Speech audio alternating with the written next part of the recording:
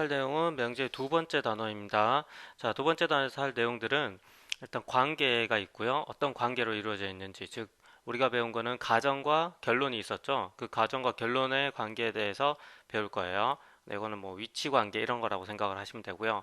그 다음에 대우 관계. 대우라는 녀석은 앞쪽의 관계에서 새롭게 배우는 녀석이고요. 그리고 이쪽에 사용되는 용어들이 있습니다. 그리고 이 관계에 대해서 분석을 하는, 해석을 하는 필요 충분 조건이라는 것에 대해서 배울 거예요. 자, 그러면 이제 진행을 해볼게요. 자, 관계에 사용되는 용어는 총 세 가지가 있어요. 첫 번째는 역이라는 게 있고요. 두 번째는 이라는, not을 의미하는 이라는 게 있고요. 그리고 대우라는 것들이 있습니다. 자, 역이라는 건 converse라고 해서 말 그대로 바꾼다는 뜻이에요. 바꾼다고 했으니까 우리가 가지고 있는 거는 뭐가 있었죠? P하고, 가정인 P하고 Q, 결론밖에 없었죠. 자, 그러면 얘들을 바꾼다고 하면은 당연히 자리를 바꾸는 것들을 의미해요. 그래서 가정과 결론의 순서를 바꾸는 것들. 예를 들면 P이면 Q이다 라고 이야기했을 때 우리가 Q이면 P다처럼 자리를 바꿨죠. 이렇게 바꾼 걸 역이라고 부르는 것들이에요. 자, 그러면 이때 기존에 있던 P이면 Q이다를 명제라고 하고요. 자리 바꾼 걸 역이라고 이야기를 해요. 그럼 이 명제와 역은 어떤 관계다? 참과 거짓이 일치하지는 않아요. 일치할 때도 있고 일치하지 않을 때도 있어요. 그러면 이런 말이 나온다는 거는 명제와 참과 거짓이 항상 일치하는 녀석이 있겠죠. 그러면은 우리는 주인공 마지막에 나오는 것처럼 대우라는 녀석이 그런 성격을 가지게 돼요. 자, 두 번째로는 not을 의미하는 이 과정이에요. 자, 이는 가정과 결론이 각각 부정을 취하는 것들이에요. 즉 부정이라고 하면 우리 수학에서는 not이라는 의미가 되겠죠. 자, 그래서 P이면 Q이다 해서 우리가 앞 단어에서 배운 not이라는 거는 물결무늬로 표현을 했었어요. 그래서 not P이면 not Q이다처럼 not이라는 기호만 표현을 해주면 돼요. 자, 그리고 이 이는 명제, 역하고 명제가 참거짓이 일치하지 않는다고 했죠. 이도 마찬가지예요. 이는 명제와 참것이 일치하지 않아요. 그래서 명제가 항상 참이라고 해서 역과 이도 참이다? No. 역과 이가 거짓이다? No. 그거는 그때그때마다 달라지는 것들이에요. 그래서 이 부분 주의를 조금 해주시고요.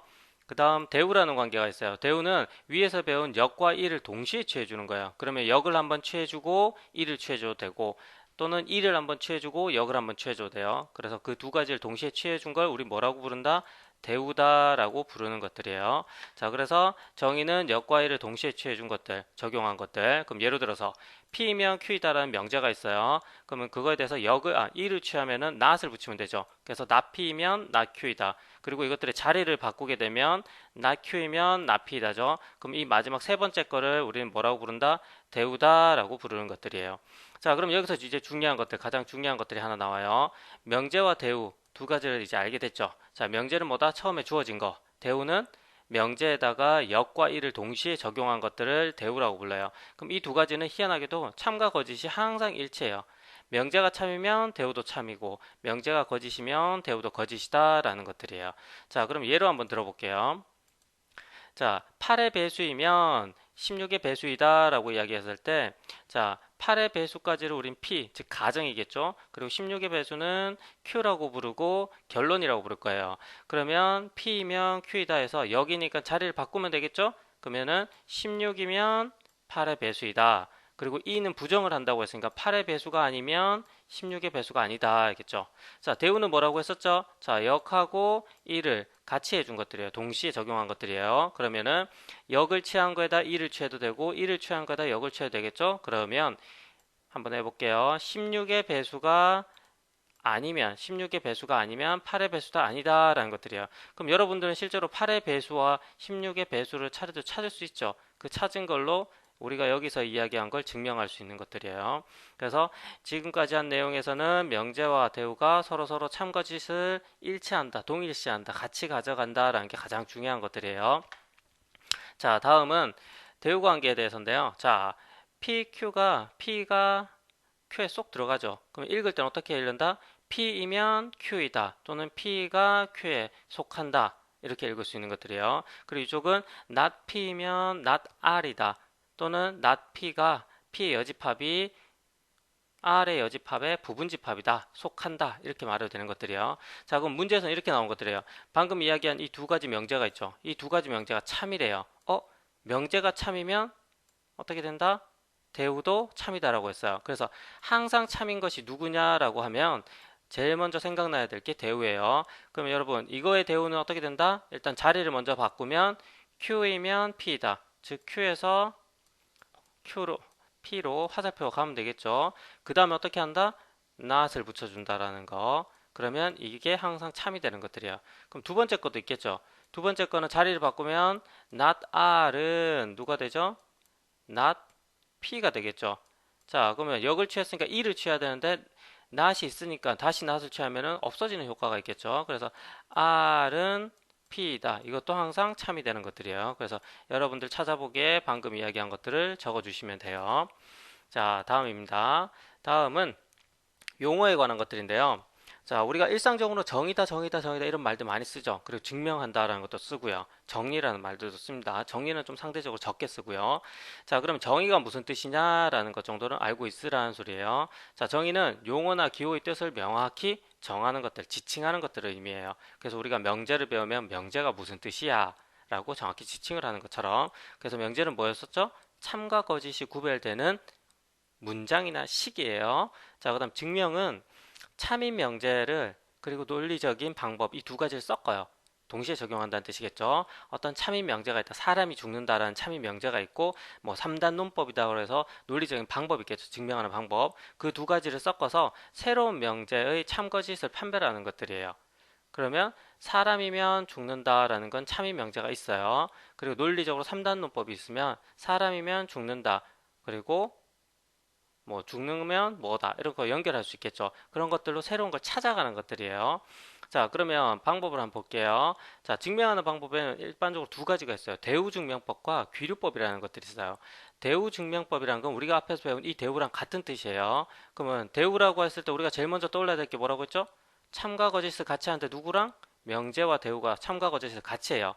그러면 문제에서 어떤 명제가 참이다라고 이야기가 딱 나왔어요. 근데 그걸 증명하고 싶잖아요. 그러면 이 명제에 누구를 찾아라? 대우를 찾아서 이 대우가 참인지를 확인해 주면 돼요. 그러면 심플하겠죠?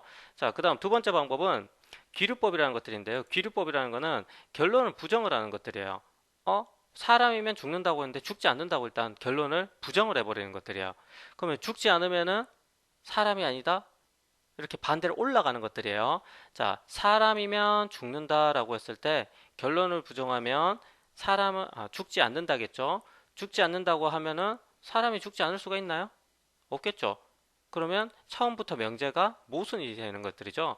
이렇게 결론을 부정해서 처음 가정한 명제가 모순이 되는 걸 보여줌으로 인해서 이 명제가 참이다라고 결론을 짓는 방법을 뭐라고 부른다? 귀류법이라고 부르는 것들이에요. 앞으로 수학을 배우면서 증명을 하다 보면은 조금 힘든 증명이 있어요. 그런 것들은 이런 귀류법으로 사용하면 좀 더 쉽게 접근할 수 있다라는 거 좀 기억을 해주셔야 됩니다.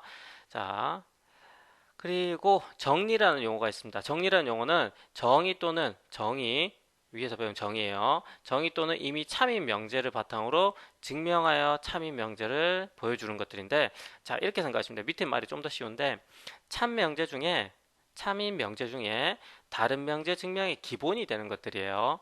자, 그러면 우리가 보통은 3단 논법에서 가장 처음에 사용되는 것들처럼 심플하게 생각하면 그것들이 뭐가 된다? 정리가 되는 거예요. 어떤 증명을 하기 위해서 가장 기본적으로 사용되는 것들. 그래서 어떤 생명체는 죽는다라고 하는 것들이 있으면 사람도 생명체라서 죽을 수 있고요. 다른 생물체, 동물 같은 거, 식물 같은 것도 죽겠죠. 그럼 그렇게 죽는 것들의 가장 기본이 되는 거는 생명체가 죽는다라는 거겠죠.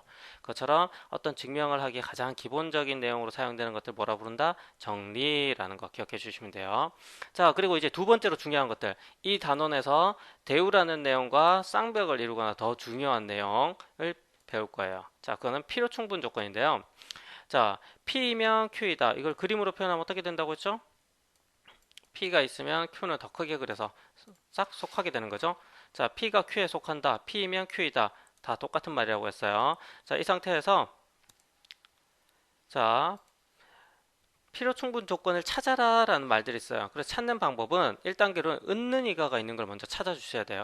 P는, Q는, P가 이런 말들을 찾아주셔야 돼요. 걔를 주인공으로 선택을 하고 그 주인공 입장에서 이제 바라보기 시작하는 것들이에요. 그러면 예를 들어서 지금 이런 명제가 있을 때 선생님께서 이렇게 물어요. P가 Q이기 위한 어떤 조건이냐라고 하면 P가니까 여기 가가 있죠. 그럼 누가 주인공이다? P가 주인공이다. 그럼 P 입장에서 바라봐 달라는 소리예요. 그럼 P 입장에서 바라봤을 때 화살표가 어떻게 돼요? 출발하고 있죠? 자, 그러면 우리는 이렇게 이야기를 해요. 화살표가 출발하면 충분 조건이에요. 화살표를 맞으면 필요 조건이다 라고 해석을 해요. 되시겠어요? 그럼 필요 충분 조건은 쌍방과실의 양쪽에 화살표가 왔다 갔다 하는 것들이에요. 그거는 PQ가 같다. PQ의 진리집합이 같다라는 상등이라는 조건하고 같겠죠. 자, 그러면 예를 들어서 이 조건에서 다시 한번 확인할게요. P는 Q이기 위한 어떤 조건이냐라고 하면은 누가 주인공이다? P가 주인공이죠. P가 주인공인 상태에서 화살표를 보니까 출발하죠. 그래서 P는 Q이기 위한 충분 조건이 되고요. Q는 이라고 하면 Q가 이제 주인공이 되죠. 그럼 Q는 화살을 맞잖아요. 맞으면 어떻게 된다? P가 나서 필요 조건이다라고 하는 것들이야. 어떤 경우에는 P하고 Q가 이렇게 양쪽에 화살표가 오는 경우가 있겠죠. 그러면 그것들은 필요 충분 조건이라고 부르는 것들이에요. 다른 말로 하면 P와 Q가 같다, 다르다, 같다, 상등이다. 이렇게도 이야기할 수 있는 것들이에요. 자, 그러면 다시 중요한 것들만 다시 정리를 조금 할게요. 자, 우리가 명제의 관계에서는 뒤집은 역관계, 그리고 부정을 취한 이관계, 둘 다를 동시에 취한 대우관계가 있어요. 대우관계에서는 이 부분이 가장 중요하다는 거. 그래서 명제라는 게 나오면 대우를 습관적으로 찾아준다라고 하는 게 맞을 거예요. 자, 명제가 나오면 어떻게 한다? 대우를 습관적으로 찾아달라는 거. 자, 그리고 두 번째로 중요한 것들은 필요 충분 조건. 필요 충분 조건이에요. 필요 조건, 충분 조건 또는 합쳐서 필요 충분 조건. 자, 이 필요 충분 조건을 찾는 요령이에요. 은는이가 주인공을 먼저 찾으라고 했죠. 주인공 입장에서 출발했는지 맞아서 피나는지 그것만 찾아주면 이쪽 문제들은 쉬워져요. 그래서 이런 관계들 잘 찾아주시기 바래요. 자, 오늘의 수업은 여기까지입니다. 오늘도 수고하셨습니다.